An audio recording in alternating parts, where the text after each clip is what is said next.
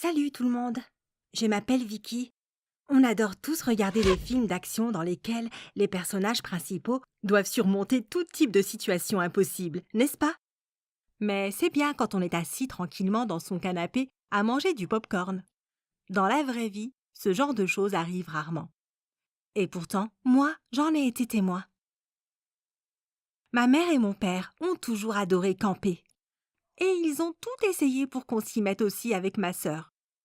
Chaque été, on allait faire de la randonnée en famille. C'est là que mon histoire commence. Cette fois, on allait aux États-Unis dans le Montana, faire du kayak sur le fleuve Missouri. On avait super hâte. Tout allait bien et j'aimais vraiment cette vie en pleine nature. Bon, il fallait ignorer le comportement de ma sœur Lily. C'était toujours la même chose. Elle me rendait folle. Elle pleurait et se plaignait sans arrêt. Et mes parents ne lui disaient jamais rien. Insupportable, quoi. Bref. Mais un matin, tout est allé de travers. J'étais en charge du petit déjeuner pour la famille et je l'ai fait brûler. Si tu avais vu la tête de mon père, il avait toujours été sévère avec moi. À chaque fois que je faisais quelque chose qui n'allait pas, je me faisais gronder. Si j'installais mal la tente, si je mettais trop longtemps pour faire le feu, et ce jour-là, il avait décidé de vérifier que j'allais suffisamment vite en kayak. Ma mère et Lily étaient dans un kayak et j'étais dans le deuxième avec mon père. On s'en sortait bien, mais le courant du fleuve se renforçait et c'était de plus en plus dur de contrôler les bateaux. Soudain, le kayak de ma mère et de ma sœur a heurté un gros rocher et s'est renversé. Elles sont toutes les deux tombées à l'eau. Tout s'était passé super vite. J'ai plongé dans l'eau et j'ai réussi à attraper Lily. Mais j'avais beau essayer de nager à contre-courant, on continuait à se faire emporter. La dernière chose que j'ai vue, c'est mon père qui plongeait pour sauver ma mère. Mais je n'ai jamais su s'il avait réussi ou pas. Ces quelques minutes sur ce fleuve dangereux ont été les moments les plus horribles de ma vie. On continuait à dériver. J'ai finalement réussi à m'accrocher à une branche et à nous tirer hors de l'eau. Après avoir repris notre souffle, on s'est demandé ce qu'on devait faire maintenant. On était loin de nos parents. On avait 2 petits sacs à dos avec une moitié de bouteilles d'eau et des téléphones qui avaient pris l'eau. Ça ne pouvait pas devenir pire. Il fallait qu'on retrouve nos parents. Notre seul espoir résidait dans une petite boussole. Eh bien, mon intuition. Malheureusement, elles ne m'ont pas beaucoup servi.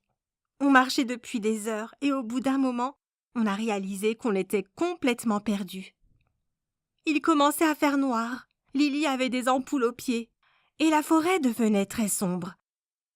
Ça ne ressemblait plus du tout à un lieu de détente sympa pour touristes. On devait trouver un abri pour dormir. Lily était paniquée. Mais j'étais surprise qu'elle ne se plaigne absolument pas. On a trouvé une petite grotte près du fleuve et on a fait un feu. On mourait de faim, mais on n'avait rien à manger. Mais Lily nous a sauvés. Elle avait pris un paquet de cookies de ma mère et l'avait glissé dans son sac. C'était la meilleure nouvelle de la journée. Il fallait qu'on reprenne des forces, mais même si on était exténué, je n'ai pas réussi à fermer l'œil. On était couchés sur le sol froid quand Lily m'a demandé en chuchotant « Papa et maman vont bien, tu crois ?» Je ne savais pas quoi répondre. Je n'arrêtais pas de me poser la même question. Lily s'est rapprochée de moi et on a fini par s'endormir. Mais j'ai vite été tirée de mon sommeil par ma sœur qui me secouait. Sa voix tremblait. Elle était terrorisée. Elle disait qu'elle avait entendu du bruit dans la grotte. Je l'entendais aussi. Qu'est-ce que c'était? Des animaux? Des fous? Papa et maman? Le bruit devenait plus fort et se rapprochait.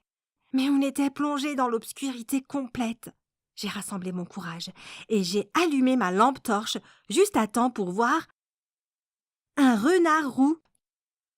Oh mon Dieu! J'étais tellement rassurée. Lily, elle, était impressionnée. Elle m'a même demandé de donner un bout de cookie au renard. Le matin, il fallait qu'on reprenne notre chemin, mais il n'y avait aucune indication. Personne autour. Rien. J'essayais de convaincre Lily que tout allait bien, mais je n'y croyais pas moi-même. Elle m'inquiétait.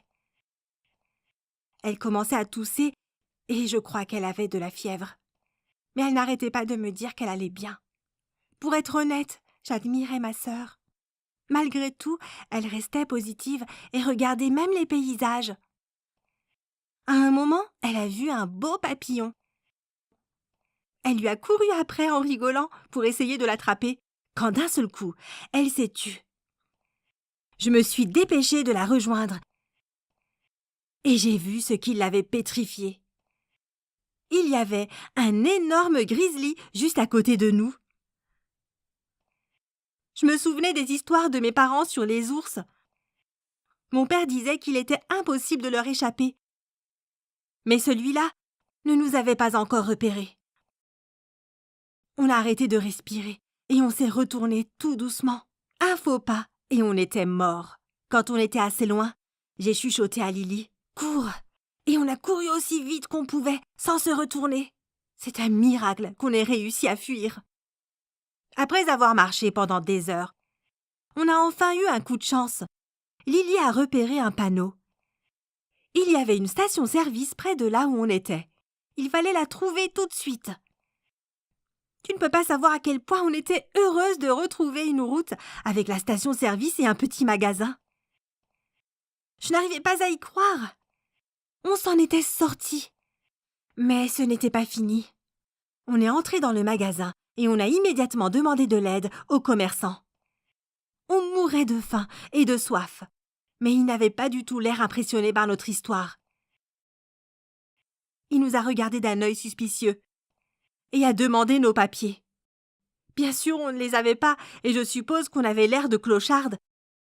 Alors il nous a jetés dehors. Lily a fondu en larmes. J'ai demandé à l'homme d'au moins nous laisser appeler nos parents.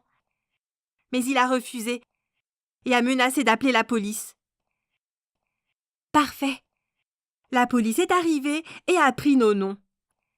On a appris que nos parents étaient vivants et qu'ils nous cherchaient. Lily et moi étions si heureuses. On les a retrouvés ce soir-là, à l'hôpital de la région. Enfin! On s'en est tous sortis avec plus de peur que de mal. Ma mère s'était cassé le bras et Lily avait attrapé une pneumonie. Mais on avait tous appris la leçon. Mon père m'a félicitée et m'a dit qu'il était fier de moi pour avoir réussi à m'en sortir avec ma petite sœur. D'ailleurs, j'ai redécouvert ma sœur au passage. Elle n'est pas la fille capricieuse que je croyais. Et bien sûr, on peut dire qu'on est de vrais campeurs expérimentés maintenant. On peut tout surmonter ensemble. Tu as déjà eu ce genre de problème? Comment as-tu survécu? Lily et moi, on aimerait bien entendre ton histoire. N'oublie pas de partager cette vidéo avec tes amis. Ils la trouveront peut-être sympa aussi. Prends soin de toi, Vicky.